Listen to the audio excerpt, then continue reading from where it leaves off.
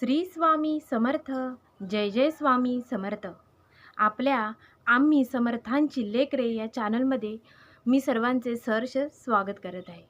आजच्या व्हिडिओमध्ये मी आपल्यासाठी अशी सेवा घेऊन आलेली आहे, ज्या सेवेमुळे आपल्या कुलदेवतेचे कृपाछत्र आपल्यावर व आपल्या कुटुंबावर कायम राहील. अशी सेवा कोणती आणि ही सेवा कुठली, या सेवेचे नाव काय? तर ती सेवा म्हणजे मल्हारी सप्तशतीची. या मल्हारी सप्तशतीमुळे आपले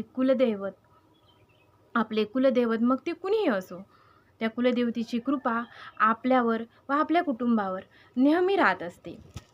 बघा, इथे दिसत आहे, हा ग्रंथ आहे मल्हारी सप्तशतीचा दिंडोरी प्रणीत. परंतु इथे तुम्हाला अक्षरे उलटी दिसत असतील, पण ही सेवा आज आपली अतिशय महत्त्वाची ही सेवा आहे, ज्याबद्दल मी तुम्हाला आज माहिती देणार आहे. आणि ही सेवा कधी करायची आहे, तर ती येणाऱ्या सोमवती अमावस्येला ही सेवा करायची आहे. तर ही सेवा का करावी, तर आपल्या कुटुंबावर ज्याप्रमाणे कुलदेवीचे छत्र असावे, त्याचप्रमाणे आपल्या कुटुंबावर कुलदैवत आपलं पुरुष कुलदैवत याचं पण छत्र नक्कीच असावं. त्याप्रमाणे आपण कुलदेवीच्या नावाने नवरात्रामध्ये घट बसवतो आणि दुर्गा सप्तशतीचे पारायण करतो.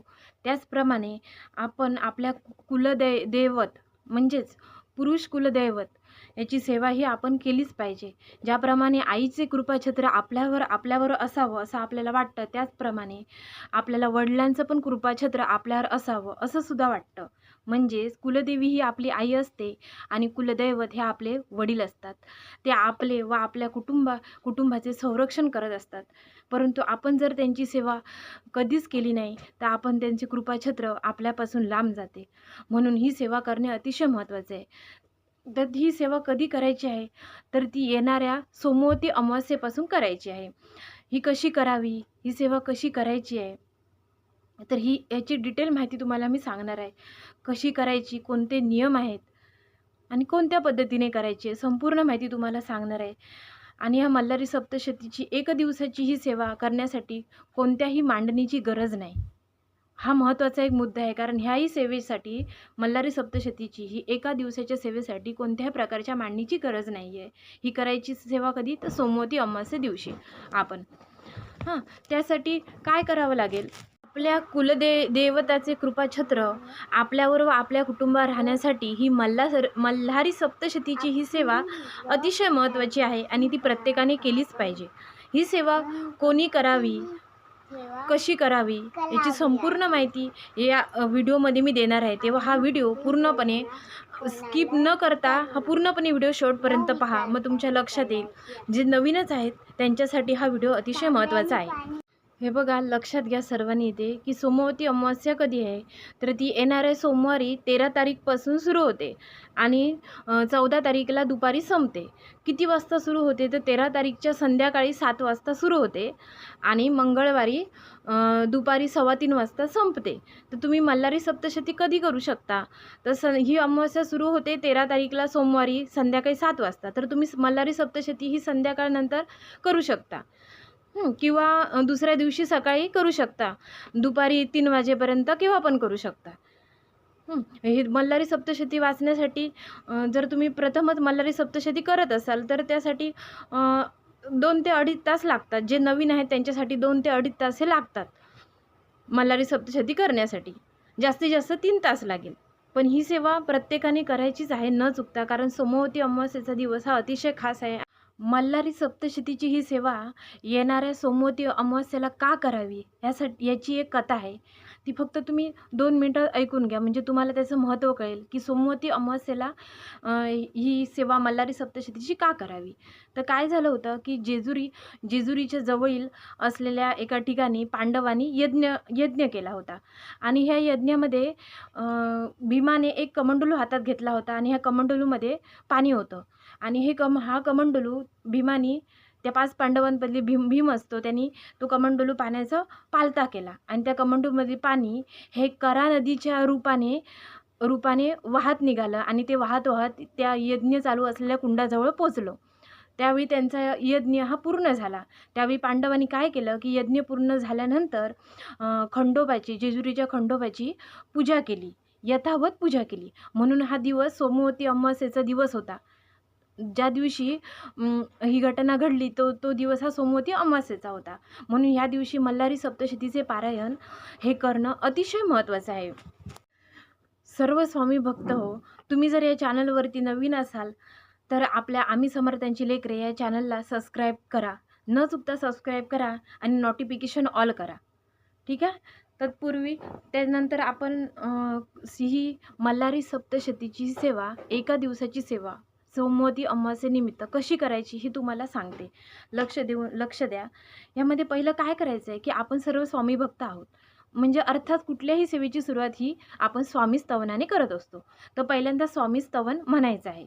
हां, जे जे स्वामी स्तवन ह्या मल्हारी सप्तशतीचा जो ग्रंथ आहे, हा बघा, हा मल्हारी सप्तशतीचा जो ग्रंथ आहे ना, यामध्ये पहिल्याच पानावर स्वामी स्तवन दिलेलं आहे. तर तीच पहिल्या सेवेची सुरुवात ही स्वामी स्तवनाने करायची आहे. त्यानंतर एक माळ स्वामी समर्थ जपाची एक माळ पूर्ण करायची आहे. स्वामी समर्थांची एक माळ घ्यायची आहे. त्यानंतर करायचं आहे मल्हारी कवच करायचं आहे. त्यानंतर बोलायचं आहे मल्हारी हृदय स्तोत्र.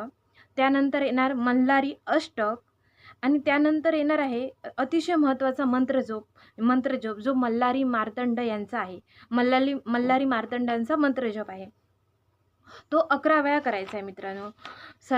सर्व भगिनींनी जे कोणी करणार आहात तुम्ही पारायण, त्यांनी ही मल्हारी मार्तंडाचा जप हा न चुकता करायचा आहे. नंतरच पारायणाला सुरुवात करायची आहे. आणि हा जप किती वेळा करायचा आहे तर कमीत कमी 11 वेळा करायचा आहे. त्याच्यापेक्षा तुम्ही जास्त करू शकता, पण कमीत कमी 11 वेळा हा जप करायचा आहे. हा मल्हारी मार्तंडाचा जप कोणता आहे तर तुम्ही ऐका. त्या पुस्तकामध्ये दिलेला आहे, ग्रंथामध्ये, ह्या मल्हारी सप्तशतीच्या ग्रंथामध्ये दिलेलाच आहे. तरीसुद्धा तुम्हाला सांगते कोणता आहे तो बघा. ओम ह्रीं भ्रूं त्रूं स्रूं ह्रूं द्रूं प्रियानानंद गंगा महालसाभ्या सहिताय श्री मार्तंड भैरव रूपाय श्री मल्हारे नमः. भ्रूं ध्रूं भ्रूं स्रूं त्रूं भ्रूं ह्रीं असा हा संपूर्ण मंत्र आहे. आणि हा कमीत कमी 11 वेळा करायचा आणि नंतर मल्हारी सप्तशतीच्या अध्यायाला सुरुवात करायची. आणि हे संपूर्ण अध्याय झाले वाचून म्हणजे एकूण अध्याय किती आहेत तर त्याच्यामध्ये 14वा अध्याय आहेत. आणि 14 अध्याय पूर्ण झाले की शेवटी क्षमा प्रार्थना स्तोत्रचे पठण करायचे. क्षमा प्रार्थना स्तोत्रसुद्धा ह्या मल्हारी सप्तशती ग्रंथामध्ये दिलेलं आहे. यामध्ये एकूण 14 अध्याय आहेत आणि एका बैठकीमध्ये हे 14 अध्याय पूर्ण झालेच पाहिजे. कारण आपण ही एक दिवसाची सेवा करणार आहोत सोमवती अमावास्येनिमित्त. म्हणजे हे 14 अध्याय पूर्ण झाले पाहिजेत. आणि अध्याय पूर्ण झाल्यानंतर क्षमा प्रार्थना स्तोत्र म्हणायचं आहे. आणि नंतर मल्हारी देवतेचा गजर करायचा आहे.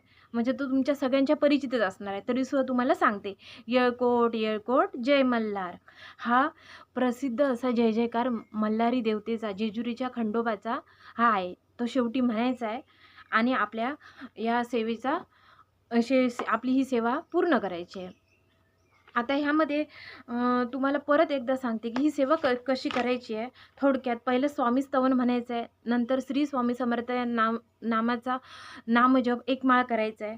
त्यानंतर मल्हारी हृदय स्तोत्र, त्यानंतर मल्हारी अष्टक, नंतर मल्हारी मार्तंडाचा मंत्रजप जो मी तुम्हाला सांगितला 11 वेळा. आणि नंतर मल्हारी सप्तशतीचे अध्याय सुरू करायचे आहेत.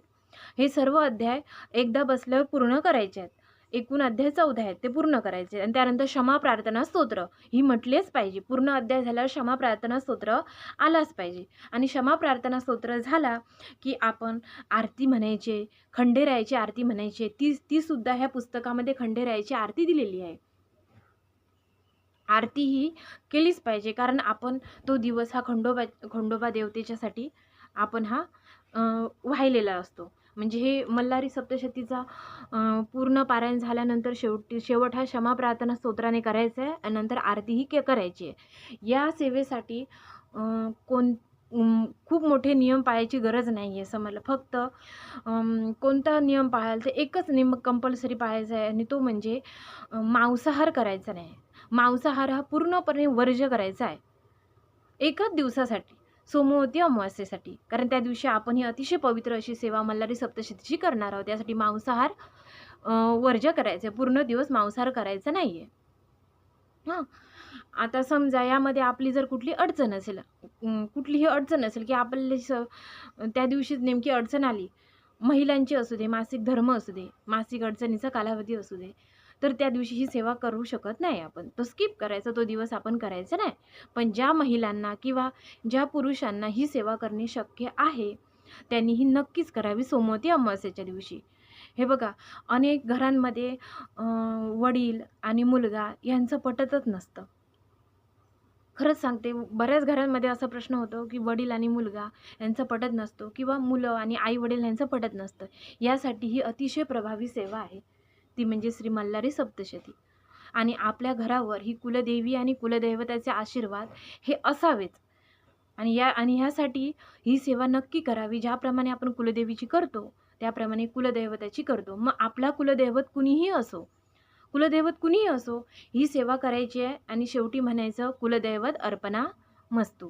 कुठलीही कुलदैवत असो, जरी तुम्हाला ते कुलदैवत माहीत नसेल, आपला कुलदैवत कोण आहे हे तुम्हाला जरी माहीत नसेल, तरीसुद्धा तुम्ही मल्हारी सप्तशतीची ही सेवा कुलदैवताच्या नावाने करू शकतो आपण. कारण जेजुरीचे खंडेराया म्हणजेच खंडोबा हे संपूर्ण महाराष्ट्राचे कुलदैवत आहेत. तेव्हा ही सेवा प्रत्येकाने करा आणि जो स्वामी भक्त आहे त्या प्रत्येकाने ही सेवा केलीच पाहिजे आणि नक्की करा. येणाऱ्या सोमवती अमावास्येला कुणीही करू शकतो. ज्याला वाचता येतंय तो पूर्णपणे करू शकतो ही सेवा. पुरुषांनी तर केलीच पाहिजे. घरातील कर्त्या पुरुषावर जर आपल्या कुलदेवतेचे छत्र असावं तर पुरुषांनी ही केलीच पाहिजे. अशी ही पवित्र अशी सेवा. बाकी स्त्रिया ह्या करतातच आणि स्त्रिया ह्या करणारच. तेव्हा ही न चुकता सर्व स्वामी भक्तांनी सेवा नक्कीच करा. आपल्या चॅनलवर आपण नवीनच असाल तर आपल्या चॅनलला सबस्क्राईब करा, बेल आयकॉनवर क्लिक करा आणि नोटिफिकेशन ऑल करा. मी याच्याही पुढे अशा नवीन नवीन सेवांच्या माहिती मी तुम्हाला देत जाईन. अतिशय साध्या आणि सोप्या पद्धतीत तुम्हाला माहिती देत जाईन.